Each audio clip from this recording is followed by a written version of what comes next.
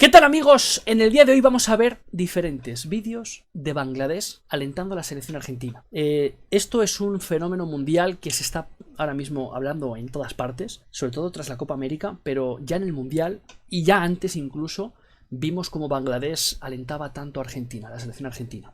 Vais a ver una serie de vídeos uno tras otro en el que yo no voy a ser el protagonista porque no voy a hablar. Simplemente vamos a hacer una recopilación aquí en este canal y espero que lo disfrutéis y que lo veáis en familia y que veáis todo lo que vamos a recopilar porque es hermoso. Bangladesh alentando a la selección argentina. Mira este vídeo porque creo que te va a emocionar bastante.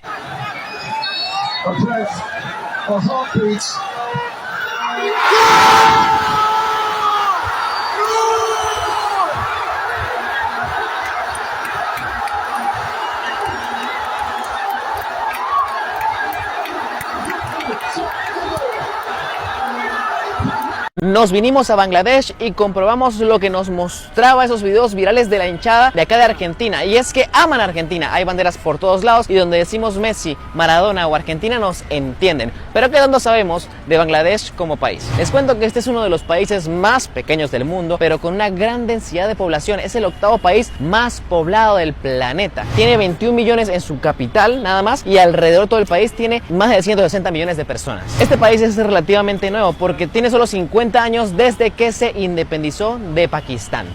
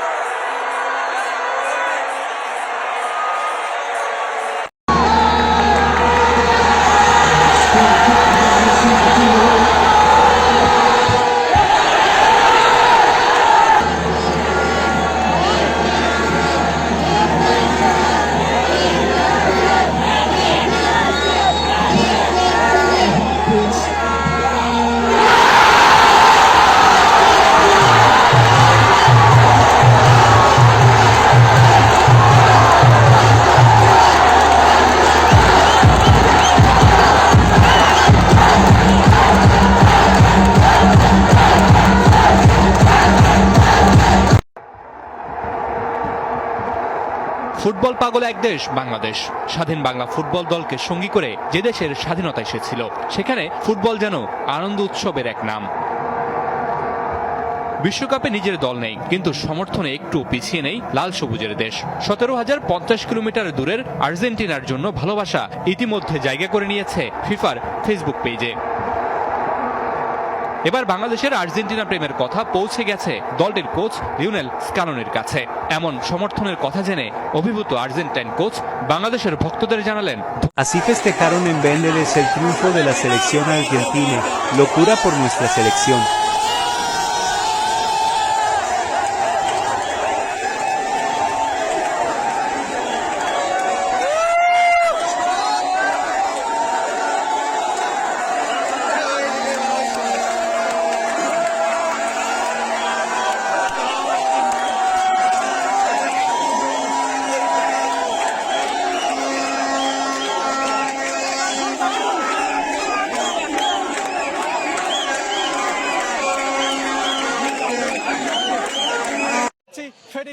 সেখানে রয়েছে সজল।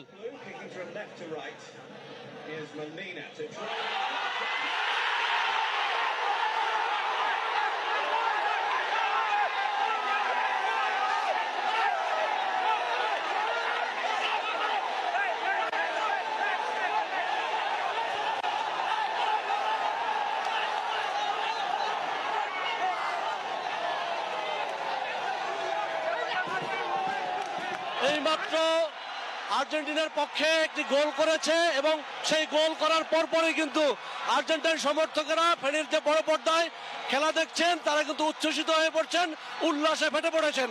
এই মুহূর্তে সেই গোল উদযাপন করছেন, তাদের সেই বহুকাঙ্ক্ষিত গোল দেখা পেয়েছেন দ্বিতীয় অর্ধের প্রথম দিকেই, এবং এই গোলে কিন্তু উচ্ছ্বসিত পুরো আর্জেন্টাইন সমর্থক, তারা বাজি ফুটিয়ে, তারা আতশবাজি ফুটিয়ে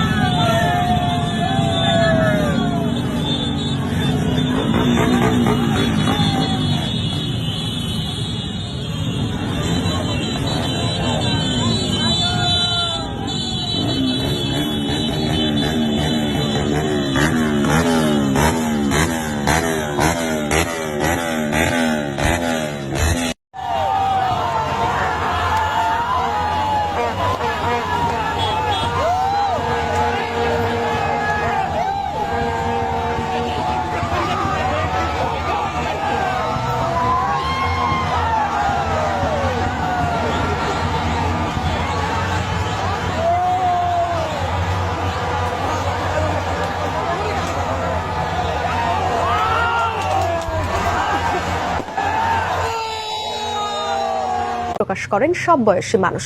উৎসবের এলাকায় পরিণত হয় ঢাকা বিশ্ববিদ্যালয় ক্যাম্পাস।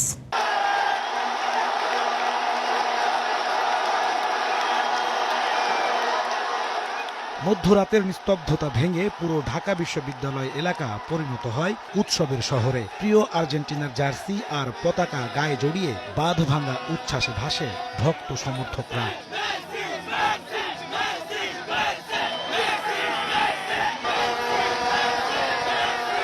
নেচে গেয়ে আর আনন্দ মিছিল নিয়ে বিজয় উল্লাসে মাতেন আর্জেন্টাইন সমর্থকরা।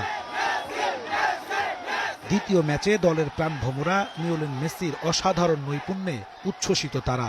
আর্জেন্টিনা যদি হারে যাইতো তাহলে খুবই খারাপ লাগতো। মেসিকে অবশ্যই এই বিশ্বকাপ জিততেই হবে। এবার আমরা মেসির জন্য বিশ্বকাপ চাই। বিশ্বসেরা প্লেয়ার মেসি আস্থার বই প্রকাশ করে দিয়েছে। এর আগে ঢাকা বিশ্ববিদ্যালয়ের পুরো টিএসসি চত্বর কানায় কানায় ভরে যায় ফুটবল প্রেমীদের পদচারণায়। শুধু টিএসসি নয়, বিশ্ববিদ্যালয়ের মুহসিন হলেও ছিল বড় পর্দায় খেলা দেখার আয়োজন। খেলা শেষে সব আনন্দ মিছিল এসে মিশে টিএসসিতে। স্বপ্ন বাঁচানো ম্যাচে নান্দনিক বিজয়, ফলে আর্জেন্টাইন সমর্থকদের উদযাপনটাও ছিল ছন্দময় ফুটবলের মতোই। এখন তাদের প্রত্যাশার পারদ ঠেকেছে শিরোপা জয়ের স্বপ্নে। আমরা এই বিশ্বকাপ জিতবো, জিতবো, জিতবো। এবার ওয়ার্ল্ড কাপ নিব আমরা, আমাদের থেকে কেউ কেড়ে নিতে পারবে না। আমরা চাই যে মেসি এই বিশ্বকাপটা জিতুক। 2005 বিশ্বকাপ আমরা আর্জেন্টিনার ঘরে নিয়ে আসবো।